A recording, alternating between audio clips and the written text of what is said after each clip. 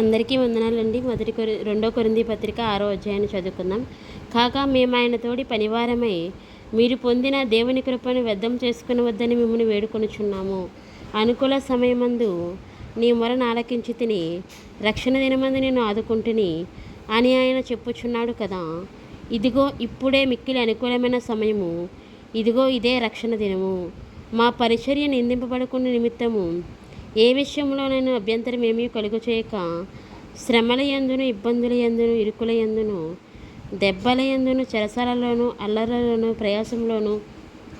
ప్రయాసములలోను, జాగారములలోను, ఉపవాసములలోను మిగిల ఓర్పు గలవారమై పవిత్రతతోనూ, జ్ఞానముతోనూ, దీర్ఘశాంతముతోనూ, దయతోనూ, పరిశుద్ధాత్మ వలన నిష్కపటమైన ప్రేమతోనూ, సత్యవాక్యమును చెప్పుట వలన, దేవుని బలం వలన, కుడి ఎడమల నీతి ఆయుధములు కలిగి ఘనత వలన, సుకీర్తి దుఃఖీర్తి వలన దేవుని పరిచారకులమై ఉండి అన్ని స్థితులలో మమ్మల్ని మేమే మెప్పించుకొనుచున్నాము.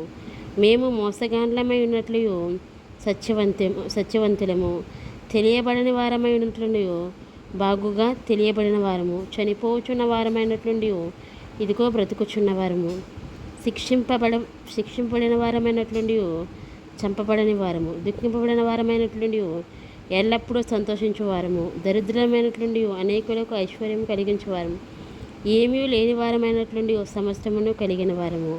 ఓ కొరింథీలారా, అరమర లేకుండా మీతో మాట్లాడుచున్నాను. మా హృదయం విశాలపరచబడి ఉన్నది. మీ ఎడల మా అంధకరణము సంకుచితమై ఉండలేదు, కానీ మీ అంధకరణమే సంకుచితమై ఉన్నది. మీ ఎడల మాకున్న అంధకరణకు ప్రతిఫలంగా మీరును మీ హృదయములను విశాలపరచుకునండి. మీరు నా పిల్లలని మీతో ఇలాగూ చెప్పుచున్నాను.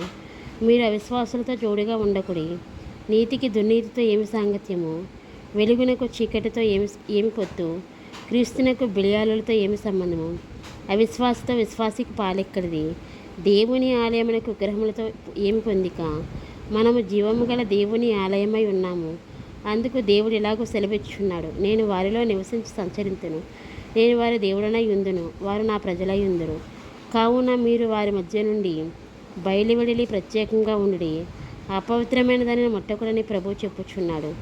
మరియు నేను మిమ్మల్ని చేర్చుకుందును, మీకు తండ్రినై యుందును, మీరు నాకు కుమారులను కుమార్తెలను యుందురని సర్వశక్తి గల ప్రభువు చెప్పుచున్నాడు. దేవుడు తన పరిశుద్ధమైన వాక్యం దీవించి ఆశీర్వదించునుగాక. ఆమేన్. ప్రార్థన చేసుకుందామండి. పరిశుద్ధుడైన తండ్రి, పరమపూజ్యుడైన తండ్రి, సర్వాధికారమైన తండ్రి, సర్వాంతర్యామైన యేసయ్య, నీ ఘనమైన పాదములకు స్తుతులు, స్తోత్రములు, వందనములు ప్రభా. ఈ యొక్క వాక్యాన్ని ప్రభా 2వ కొరింథీ పత్రిక 6వ అధ్యాయాన్ని మేము ధ్యానం చేసుకోవడానికి ఇచ్చిన గొప్ప శ్రేష్టమైన అవకాశాన్ని బట్టి నీ పాద సన్నిధిలో నీకు వందనములు, స్తుతులు, స్తోత్రములు చెల్లించుకుంటున్నాం ప్రభా. ఈ వాక్యాన్ని విన్న బిడ్డలందరినీ ఒక్కసారి దర్శించండి ప్రభా. వారికి నాయన ఏమి కొదవగా ఉన్నదో ప్రభా దయచేయండి ప్రభా. ఎల్లప్పుడూ తోడుగా ఉండండి ప్రభా.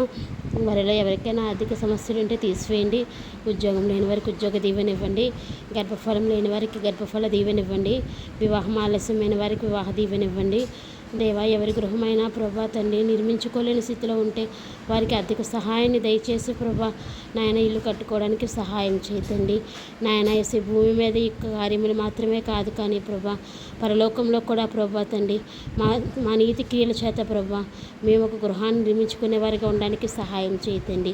మా కొరకు ప్రాణం పెట్టిన దేవుడవు నీవే కదా ప్రభా. మా అందరి పాపములను క్షమించే దేవుడవు నీవే కదా ప్రభా.